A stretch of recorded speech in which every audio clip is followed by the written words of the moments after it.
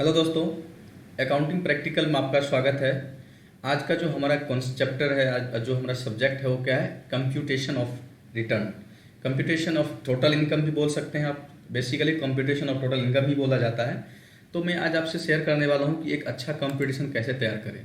आप लोग जो नए अकाउंटेंट है, नए प्रोफेशनल है, उनके मन में हमेशा जहन में आता है कि भैया एक अच्छा सा कंप्यूटेशन कैसे तैयार करें।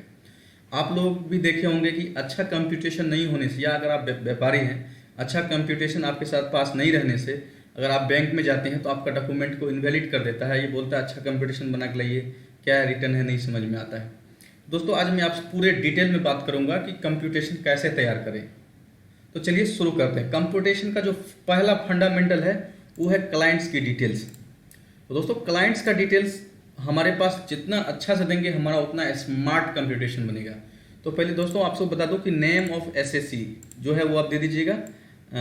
उसके बाद फादर्स नेम, एसएससी का फादर्स नेम दे दीजिएगा। मैं एग्जांपल के लिए कुछ कुछ लिख दिया हूँ।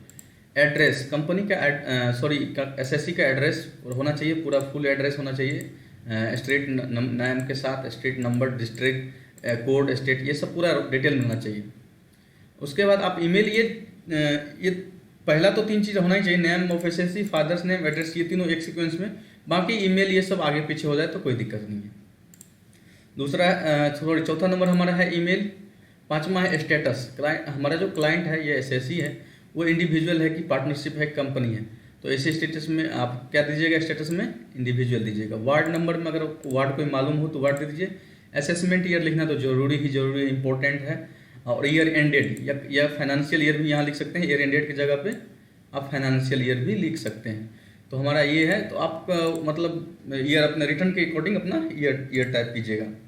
डेट ऑफ बर्थ, क्लाइंट का डेट ऑफ बर्थ रहना बहुत ही ज़्यादा ज़रूरी है, क्योंकि डेट ऑफ बर्थ ही डिसाइड करता है कि क्लाइंट या हमारा एसएससी सीनियर सिटीजन है कि नॉर्मल जनरल सिटीजन है, या नॉर्मल टैक्स पेयर है, या सुपर सीनियर सिटीजन है, जो भी है। तो ये डेट ऑफ बर्थ होना चाहिए। इनका जो है मेल है या फीमेल है, यहाँ पे उसका लिंग होना चाहिए। मतलब उसके बाद यहाँ पे है रेसिडेंशियल स्टेटस, उसका रेसिडेंशियल स्टेटस भी होना चाहिए। वो हमारा एसएससी रेसिडेंट है कि नॉन रेसिडेंट है, कहने का मतलब इंडिया में था कि नहीं या फॉरेन कंट्री में रहता है, तो ये भी होना चाहिए। नेचर ऑफ बिजनेसेस, आप यहाँ पे नेचर ऑफ बिजनेसेस दे सकते हैं, उनका क्या चीज़ का काम है, क्या चीज़ सेलिंग करते हैं, परचेज होलसेल है, रिटेल है, क्या चीज़, यहाँ पे आप नेचर ऑफ बिजनेस डाल सकते हैं। और एक कॉलम अगर आप चाहें तो और ऐड कर सकते हैं बिजनेस कोड। ठीक है, मैं हम लोग को बिजनेस कोड ऐड नहीं किया है। ठीक है, उसका क्या है, फाइलिंग स्टेटस, ओरिजिनल है कि रिवाइज है कि बिलेटेड है, क्या है, आपको यहाँ पे फाइलिंग स्टेटस दे दीजिएगा। रिटर्न फाइल्ड ऑन, पहले तो दोस्तों आप रिटर्न फाइल करने से पहले बना रहे हैं तो आप इसको ये कॉलम आप खाली रखिएगा, और रिटर्न लगने के बाद इसमें रिटर्न फाइल ऑन डाल दीजिएगा। दूसरा एक्नॉलेजमेंट नंबर, रिटर्न लगने के बाद ही आपको एक्नॉलेजमेंट नंबर मिलेगा, आप यहाँ पे एक्नॉलेजमेंट नंबर डाल दीजिएगा। Last year return filed on, ये आपकी मतलब आपकी ऑप्शन पे है, आप इसे दे या ना दे, लेकिन जितना अच्छा आपका डिटेल्स होगा उतना अच्छा इंप्रेशन बनेगा आपका। Due date of filing return, तो दोस्तों आपको बता दूं कि due date of filing return रहना जरूरी है। क्यों रहना जरूरी है? जैसे कि आप 4 से 5 साल के बाद आप रिटर्न सॉरी आपके ऊपर नोटिस आता है, तो आपको ये सब चीज़ की बहुत ज़्यादा ज़रूरत पड़ती है, तो आप ड्यू डेट भी दे सकते हैं। दूसरा आपकी अभी मैं करंट ईयर सितंबर में वीडियो बना रहा हूँ, अक्टूबर में वीडियो बना रहा हूँ। तो मैं इस समय क्या है, हमारा 31 जुलाई तक हमारा रिटर्न का ड्यू डेट था, लेकिन वो क्या हुआ, एक्सटेंड हो गया। तो हम डेट एक्सटेंडेड के बारे में पीछे वीडियो बना चुका हूँ, क्या क्या कंडीशन है, आप वो जाके देख सकते हैं। जो डेट एक्सटेंडेड, कब तक एक्सटेंडेड है ये वो आप दे दीजिएगा। हर साल का अलग अलग कंडीशन होगा। दूसरा है दोस्तों, क्लाइंट का बैंक डिटेल्स भी हमारे पास रहना जरूरी है। बैंक नेम, बैंक का ब्रांच एड्रेस क्या है, टाइप ऑफ किस टाइप का बैंक है, सेविंग है, करंट है, क्या है, आईएफएससी कोड, मोबाइल नंबर भी क्लाइंट का रहना चाहिए। दोस्तों ये हमारा बेसिक इन्फॉर्मेशन था, क्लाइंट का बेसिक इन्फॉर्मेशन रहना जरूरी है। दोस्तों मैंने ये कंपटीशन कैसे तैयार किया ये भी आप देख ही रहे होंगे। ये सारा बॉर्डर लगाए थे हमने पहले, और उसके बाद मैंने बॉर्डर को क्या किया, हाइड कर दिया। यहाँ पे जाके मैंने नो बॉर्डर कर दिया। अगर मैं यहाँ पे ऑल बॉर्डर कर दूँ तो ये सब का सब, सॉरी कंट्रोल जेड कर लेता हूँ, ये पूरा सेलेक्ट करके हमारा जो जैसा बॉर्डर था मैं दिखा दूँ। मैंने इस तरह से बॉर्डर तैयार करके किया था। अगर हम प्रिंट करते थे तो ये बॉर्डर हमको दिख रहा था, तो हम ये चाहते हैं कि बॉर्डर ना दिखे, तो इसलिए हम इसे फिर से यहाँ पे आप सेलेक्ट कर लीजिए, बॉर्डर पे पूरा सारा बॉर्डर आ जाएगा, और हम इसको नो बॉर्डर कर दिए। हमारा ये बॉर्डर लगाना जरूरी है दोस्तों। अगर बॉर्डर नहीं लगाएंगे तो आपका डिटेल्स हिलता रहता है, आगे पीछे हो जाएगा, कोई सीक्वेंस में आ जाएगा। तो दोस्तों मैं आप लोगों के साथ मैं एक हेल्पलाइन नंबर भी शेयर करूंगा, एक ईमेल भी एड्रेस शेयर करूंगा, जिसके जरिए आप ये कंप्यूटेशन का MS वर्ड का वर्जन ले सकते हैं और आप इससे अपने क्लाइंट का अच्छा से कंप्यूटेशन तैयार कर सकते हैं। चलिए दोस्तों, बेसिक का हो गया बात, हम आगे आपसे बात करते हैं अब कंप्यूटेशन ऑफ टोटल इनकम, जिसके लिए मैंने यहाँ वीडियो बनाया है। तो दोस्तों, अगर किसी SSC का इनकम फ्रॉम बिजनेस है, चाहे वो 44 एडीज है, आपको 44 एडी मेंशन करना है। अगर 44 एडी नहीं है तो सीधे इनकम फ्रॉम बिजनेस लिख के आप उसका प्रॉफिट एंड लॉस अकाउंट का जो भी बैलेंस है यहाँ फिट कर सकते हैं। और यहाँ पे आप टोटल अपने हिसाब से आवश्यकता अनुसार कैसे भी कर सकते हैं। हम इस तरह किए हैं, जैसे हमारा 44 एडी का मान लीजिए है तो मैं यहाँ पे 4 लाख दे दूंगा मान लीजिए।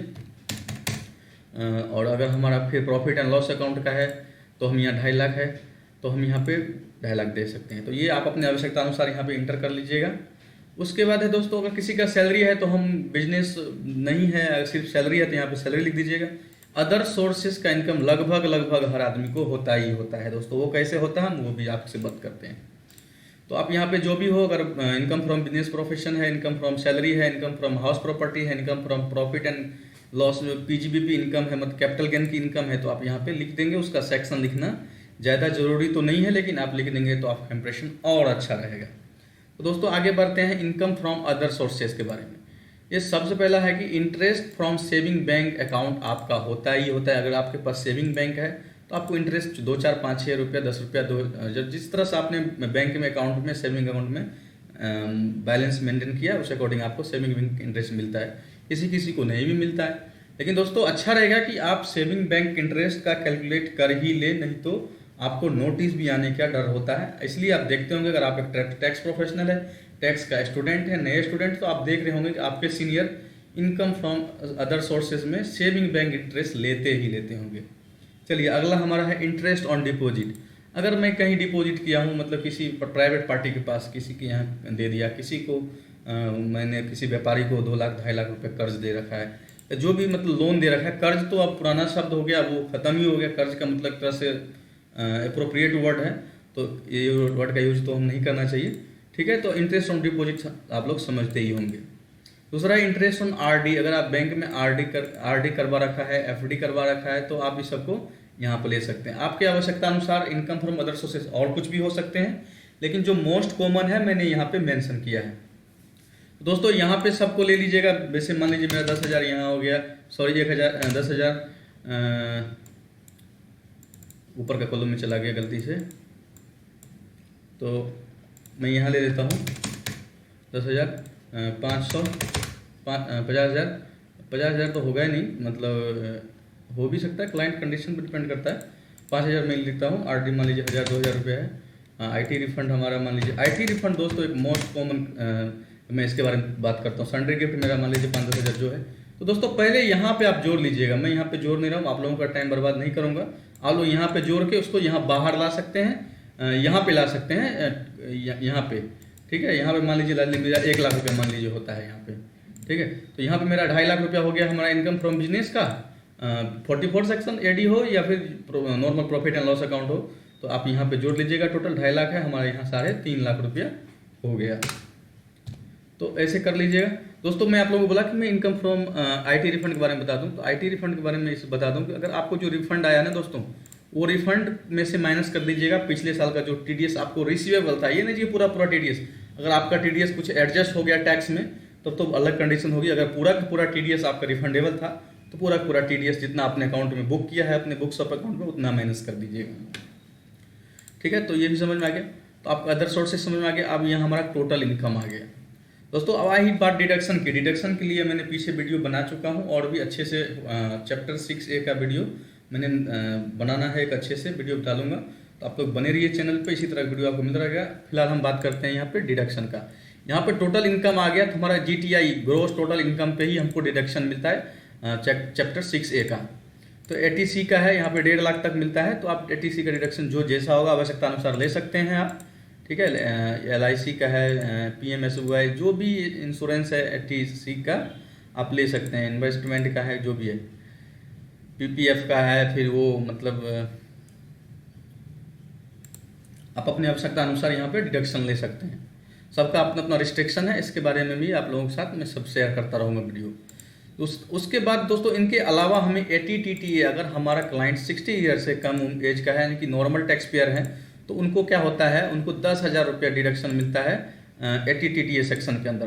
तो अगर आपको मान लीजिए 20,000 रुपया आपका इंटरेस्ट है, तो आप यहाँ पे 20,000 लिख लीजिए एज ए प्रूफ के रूप में, और यहाँ पे आप 10,000 लिख लीजिए हमारा डिडक्शन के रूप में, और यहाँ पे आप टोटल जोड़ के ला लीजिए, फिर यहाँ पे ला लीजिए, और मान लीजिए हमारा यहाँ पे ऊपर से हम कुछ दिए नहीं, 10,000 ही मान के चलते हैं, तो यहाँ पे हम 10,000 रुपया लिख देंगे, और हमारा क्या है यहाँ पे टोटल आ जाएगा, या मान लीजिए 10,000 रुपया हम नीचे ही लिख देते हैं।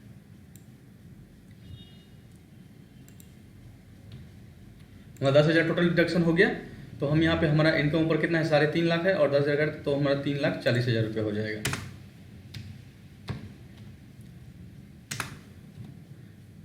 अगर मान लीजिए यहाँ पे 2 रुपया, 4 रुपया, 5 रुपया है, तो राउंड ऑफ सबको पता है, नियरेस्ट 10 में राउंड ऑफ करना होता है।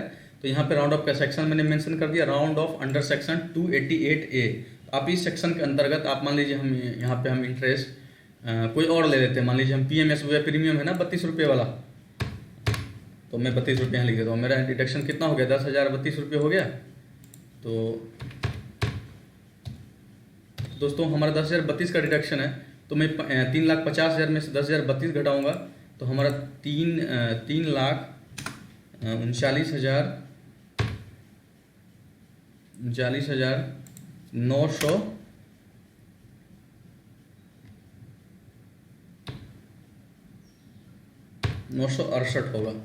दोस्तों इसको क्या करना है, नियरेस्ट 10 में हमको क्या करना है, राउंड ऑफ कर लेना है। तो राउंड ऑफ करने के लिए हमको क्या करना पड़ेगा, इसको मैं दिखा देता हूँ आपको, 3,39,970 हमको लिखना पड़ेगा। तो ये हो गया दोस्तों, मोस्ट कॉमन चीज़ मैंने शेयर कर दिया आपके साथ।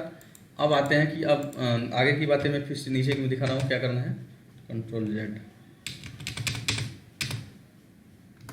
ठीक है, नीचे क्या है दोस्तों, अब हमको यहाँ पे लिखना है टैक्स ड्यू। एग्जम्पशन लिमिट लिखना ही है, अगर हमारा क्लाइंट का 5 लाख से कम है इनकम है, तो उसको 2.5 लाख का यहाँ पे एग्जम्पशन मिलेगा, और रिबेट अंडर सेक्शन 87A में उनको 12,500 तक मिलेगा। जैसा कि आप देख रहे हैं कि हमारा क्लाइंट का इनकम हो गया 3,40,000 रुपया, तो हमारा जो है प्रश्न अभी कितना हो गया, 2.5 लाख का हमारा एग्जम्पशन मिल गया, और हमारा टैक्स कितना बन रहा है, टैक्स ड्यू यहाँ पे लिखना पड़ेगा हमको। तो दोस्तों आप देख पा रहे हैं कि हमारा यहाँ 2249 रुपया 25 पैसा हमारा टैक्स बन रहा है। खैर इसको भी तो राउंड ऑफ करके ही हमें माना चलेगा, तो हम इसको मान लीजिए, मैं मान के चलता हूँ 2250 रुपया, तो हमको यहाँ पे 2250 का ही 87A का रिबेट मिल जाएगा। रिबेट 12,500 तक आप ले सकते हैं। तो हमें टैक्स तो कुछ नहीं पे करना है, रिफंडेबल कुछ नहीं है हमारा। एग्जाम्पशन लिमिट यहाँ पे हमने लिख दिया, मेंशन कर दिया।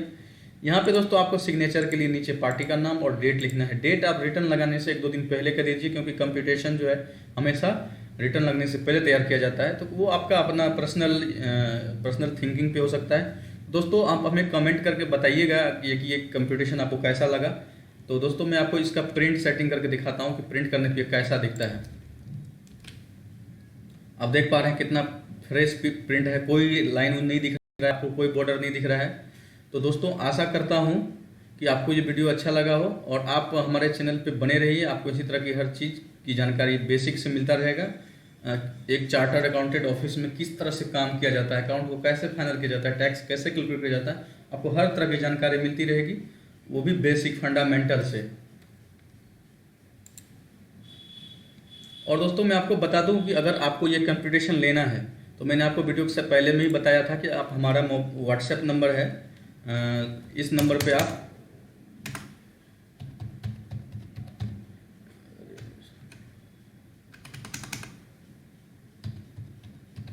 ये हमारा नंबर है 7004468525।